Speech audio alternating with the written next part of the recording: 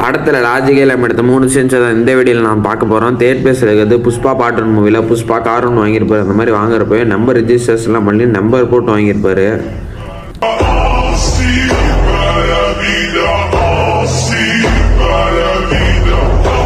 ஏன் தெரியுங்களா எப்படி அதான் முதல்ல நானும் யோசிக்கிறேன்.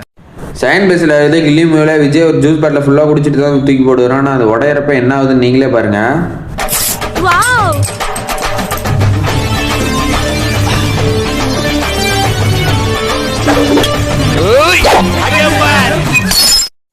ஃபர்ஸ்ட் பிளேஸில் இருக்கிறது குறி மூவியில் விஜய் ஒரு ட்ரைனேஜ் விழுந்து வெளியே வரப்போ அவர் மேலே ஒரு சொட்டு தண்ணி கூட பட்டிருக்காது.